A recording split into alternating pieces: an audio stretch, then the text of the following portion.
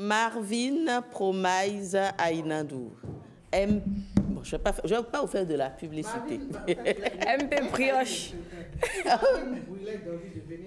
Non, mais... Je savais. Au livreur. Parce qu'elle dit qu'elle est l'entrepreneur stylé. Oui, international stylé. C'est le stylé là, elle tenait à venir le dire. Malheureusement, il n'y avait plus de place pour...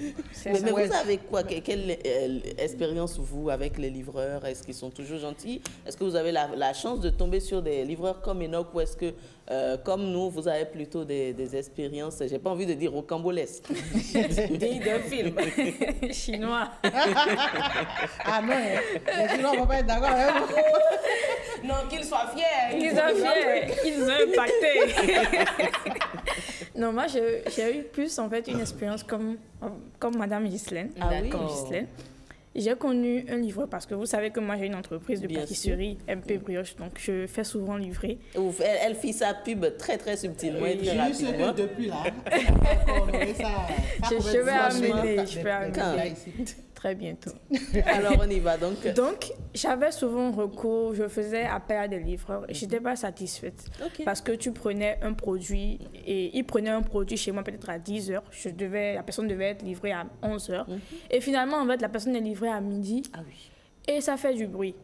Je suis tombée sur un livreur qui m'a spécialement marqué. Je ne le connaissais pas du tout, on me l'a envoyé. Il s'appelle SOC. Il est venu, continuez comme ça. Il est venu très poli. Moi, j'ai toujours, en fait, je suis dans un écosystème, je suis toujours la plus petite. Donc, en termes d'âge, en termes de taille, en termes de tout. Donc, SOC avait déjà 21 ans, je crois bien, 21 ans, 22 ans. Et moi, je suis là. Et moi, je lui donne des ordres. Mais moi, la personne était tranquille et m'écoutait. Je fais livrer à l'heure. Hein. Je n'aime pas quand on livre en retard. Est-ce que vous avez entendu? Il disait oui, madame, oui, madame, oui, madame. Il est parti à l'heure et il a livré. Moi, j'ai été impactée. La personne à qui il a livré me fait un retour message. Votre livreur, il est vraiment très bon. Il est poli, il m'a livré. Depuis ce jour, j'ai gardé SOC comme mon livreur personnel. Et SOC est parti en France. Je vois un plus 33 qui m'écrit. Il fait « Coucou Marvin, je suis parti en France. Hein. Est-ce que tu peux me conseiller ?» En fait, il y en a qui sont vraiment rares. Mais... il y en a, en fait, SOC m'a marqué. Et comme il l'a dit, Enoch, faites de votre passion votre métier. Là, vous n'êtes pas frustré. Exact. Même quand vous rencontrez des gens qui vous parlent mal, vous accueillent mal, vous dites... Vous comprenez parce que vous dites c'est ma vocation. C'est pas sa faute, c'est ma vocation. Moi, je continue mon chemin. Ça fait mal, mais tu encaisses et tu remets dedans. Mais quand c'est pas par passion, que c'est juste pas obligation, parce que tu cours pour aller manger, non? Et c'est comme si, en fait, Dieu savait qu'on avait parlé de Enoch. Oui. J'ai fait un post il y a 2 jours où je disais, au moment où c'est difficile, il n'y a que ta passion pour te faire continuer. Ah, bien sûr. Bien sûr, absolument. Et il a tout résumé. Absolument. Éducation aux médias. Merci pour ce petit moment très édifiant. Alors, on y va. On parle de quoi aujourd'hui, Marvin? Vous lancez le jingle? Non, ça y est. Le jingle est lancé. J'étais sûre qu'elle allait réclamer ça. Elle était tellement pressée de faire le commentaire. Le jingle Pour une fois, Marvin a raté l'occasion d'être sur le plateau de parler avec ça. Désolé. Ça m'a raté. Elle au moins, s'est il faut dire merci à Jennifer. Merci. Parce que t'as permis au moins de parler. Mais non, Enoch, je crois que son contact est disponible. Non. Vous pourrez échanger. Moi, je vais aider Enoch à réaliser son projet. Oh là là. Terminé. C'est quand même l'entrepreneur stylé international. Alors, aujourd'hui, on va parler des fans qui deviennent des soldats à travers, en fait, la guerre des écrans. Il y en a la guerre des claviers. Avant, il y a une chanson que j'aime souvent frère. Avant, on dansait, on faisait par là. Avant, quand on écoutait nos artistes, c'était qu'on portait les t-shirts, on achetait des albums, on faisait la promotion. Ah, est-ce que tu écoutes Pépé Oleka, par exemple? Ah, tu n'écoutes pas, elle fait du bon. C'était comme ça, je pense, avant. Aujourd'hui, maintenant, c'est se battre pour l'artiste et pas avec des arguments, mais avec des insultes, des menaces et même des coups. Bien sûr. Pas que du niveau dans le monde artistique, mais également dans le monde du football. Je ne sais pas si vous l'avez remarqué. Oh là là, une petite discussion de Messi, Ronaldo, ça vient tout de suite. C'est ça. Donc, je vais vous dire bienvenue dans le monde du fanatisme numérique, où en fait nos fans, les fans en fait des artistes ou des footballeurs sont devenus en fait des personnes qui vivent à travers ces artistes ou ces footballeurs-là. Ils ont développé en fait le culte de l'idole. Et sur les réseaux sociaux, les jeunes ne veulent plus suivre les artistes. Ils veulent vivre à travers eux. Ils veulent, en fait, chaque post devient une preuve de loyauté. Absolument. Et à chaque fois quand l'artiste poste quelque chose, c'est comme si quand une personne vient s'attaquer à l'artiste, c'est comme si elle s'attaquait en fait à la personne qui était fan de l'artiste. Absolument. Et il y a ce sujet-là qui traîne sur le réseau depuis un moment, Imra, Tidibé, Caris ou Bouba ou encore les Blackpink. Et moi, j'observe depuis, je me prononce dessus parce que je l'ai dit, le droit, liberté d'expression n'est pas égal à droit à tout dire. Tout à fait. Et sur les réseaux sociaux, on voit plusieurs jeunes, qui prennent à cœur ce hic qu'il y a entre Didi B et Imra ou encore Caris et Bouba. Et dans les commentaires, quand une personne, Didi B, poste par exemple, vous allez voir des personnes qui sont fans de Imra dans les commentaires et qui attaquent directement Didi B. Non, tu ne chantes rien. Exactement. Non, tu ne fais ci. Je pense que c'est plutôt les fans qui suscitent justement ces clashs-là, comme on les appelle, ces rivalités-là. Ouais.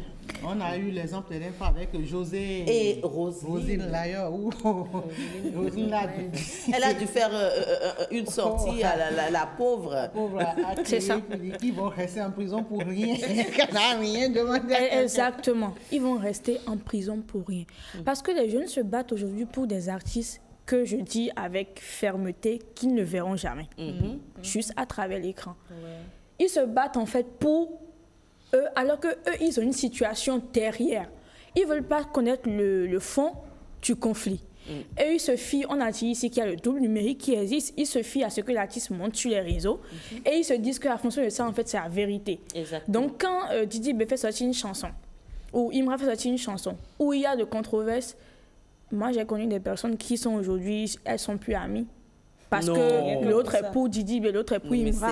C'est une blague. Ou pas uniquement dans le monde musical ou artistique, même en politique. En politique, évidemment. C'est plein. C'est ça. Et j'ai assisté à des personnes qui ont failli se poignarder juste parce que le Real a marqué un but et Barça n'a pas marqué de but. Quand tu parles de politique, les gars se tuent. Ouais.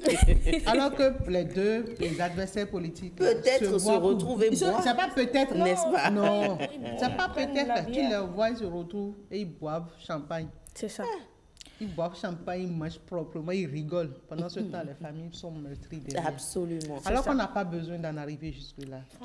Tu peux aimer l'autre, et moi je vais aimer. Jennifer avait sa tasse, il y avait une tasse ici, j'ai préféré venir avec une autre tasse. C'est pas la guerre, en fait, c'est juste une question de complexité. C'est ça. Oui. On se complique, on se complète, pardon. L'adversité n'est pas... je ne sais pas quel adjectif on donne. N'est pas la guerre, hein, En fait, être adversaire ne veut pas dire qu'on est ennemi.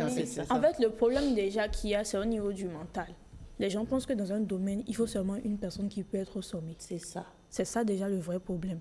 Alors que dans un domaine, il peut y avoir 10 000 personnes qui peuvent avoir la première place. Et ça part déjà de là.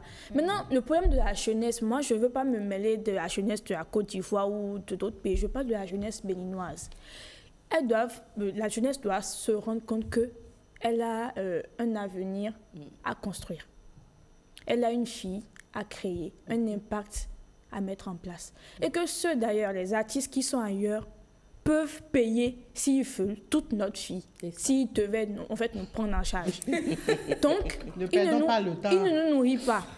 Ils ne nous donnent pas à boire. Le peu de forfait que la jeunesse béninoise trouve, c'est pour se hisser dans les commentaires, sous les posts et créer du bruit.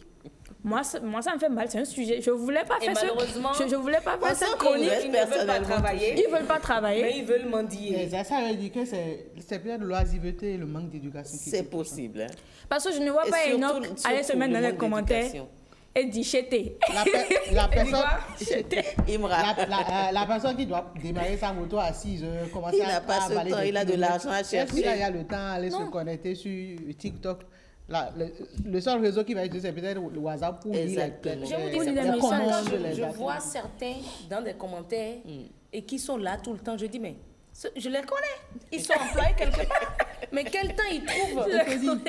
Raison pour laquelle dans certaines structures, mais le téléphone est déposé à la guérite. Quand vous voulez visiter ou vous voulez faire quoi que ce soit, c'est que c'est préparé à l'avance et puis on notifie que vous voulez venir me voir à telle date. S'il vient... Mais franchement, mais comment se départir? Dans l'administration publique, ce n'est pas le cas. Est-ce que les réseaux sociaux n'ont pas nourri ça? Parce que c'est difficile. Si moi, j'aime José, par exemple, et puis je me connecte, un fan un peu, je ne dirais pas olé olé, crée une situation et estime que Roselyne Layo a traité José de nul, elle ne sait rien chanter, par exemple. Je dis terre à terre. Comment se contenir et savoir que ce n'est pas à ça que servent les réseaux? Sur comment ne pas interagir à ce comment type de se calmer, se dire les réseaux, ce n'est pas pour ça, ce n'est pas parce que ce n'était vraiment pas pour ça. Moi, je pense que dit pourquoi il a été créé. Tu prends de la hauteur. C'est ça. Et tu rigoles parce que je suis fan de José. C'est pas que je déteste Roselyne Layo. Si j'ai fait mon choix, je suis fan de José. Je vais lire les commentaires. Je ne perds même pas mon temps à répondre. Je dis que ceux-là, ils n'ont rien à faire dans leur vie. Parce que j'ai appris de la hauteur. Je sais que et José et Roselyne Layo ne sont plus à mon niveau. Il faut que chacun commence à prendre de la hauteur pour en finir avec ça. Exactement. Oui, en plus même, je vous dis la vérité, ceux qui connaissent les vraies personnes qui sont dans des situations de buzz ne vont pas écrire sur les réseaux. C'est ça. Si, je suppose, vous avez été victime d'une situation de buzz, déjà que les plateformes sont alimentées par le chaos. Quand il y a un buzz et qu'il y a plus d'insultes, ça crée encore plus de valeur à l'algorithme. Donc, il y a plus de likes, plus de visibilité. Moi, je sais que vous êtes victime d'un buzz. Je ne venais pas mettre, vous taguer sur la toile pour faire Jennifer, non, il ne fallait pas réagir comme ça. Non, je prends mon téléphone, j'appelle. Exactement. J'appelle, je dis non, il ne faut pas réagir. C'est comme ça que ça se passe réellement. Donc, je reviens à ma position qui dit que c'est ceux qui ne connaissent pas les gens qui ne feront jamais ces artistes-là, qui idolâtrisent tant là, ils vont toujours s'exposer sur les réseaux sociaux. Et ça, c'est le problème de la jeunesse. Est-ce qu'il ne faut pas chercher également à s'occuper? Parce que, comme le dit Ghislaine, la loisiveté y est peut-être pour quelque chose. Hein. On ne peut pas prendre la vie d'autrui pour s'amuser avec. On a dit ici, quand on est fatigué, on peut aller à la plage pour prendre de l'air. Encore que les buzz, aujourd'hui, c'est devenu un métier. Et ça existe, les créateurs de buzz sont là, écrits bien sûr. Moi, j'ai une petite astuce que j'applique souvent. Quand je fais un post sur Facebook, parfois, il m'arrive de venir dire... Bien sûr. Et quand je vois des commentaires qui vont susciter un peu... Je supprime tranquillement ce commentaire-là. Je te promets. Et surtout, ou bien quand c'est sur notre post qu'on va écrire, qu'on me tag, et je vois qu'on m'a tagué, on m'identifie, je vois que c'est un commentaire désobligeant. Je supprime ce commentaire-là.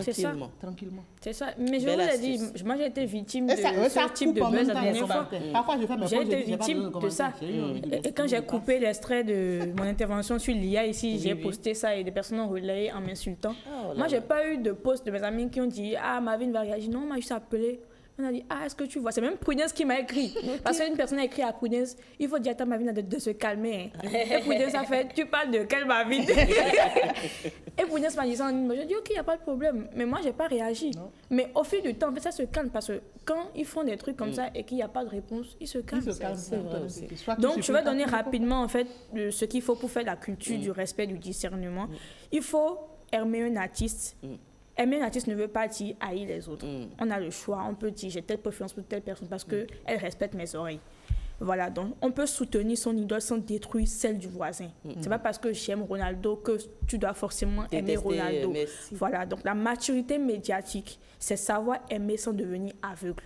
C'est pas parce qu'on aime Tidibé ou qu'on aime Imra ou encore Ronaldo que quand quelqu'un d'autre va faire un post, juste parce qu'on sent que ce sont deux personnes compétentes qui font des trucs chocs, on va aller commenter dans chaque post. Et si en fait l'admiration pousse à insulter, menacer ou encore harceler, ce n'est plus de la passion, c'est de la possession. Donc les réseaux sociaux manipulent en fait ce jeu-là et les jeunes tombent aveuglément dedans au lieu de trouver du travail à la chez les aides. Merci. Une bonne pub pour la Merci beaucoup Marvin. Je pense que le sujet était d'intérêt parce qu'on assiste depuis quelques jours à une vague justement de ce type de réaction. Donc merci d'en avoir parlé.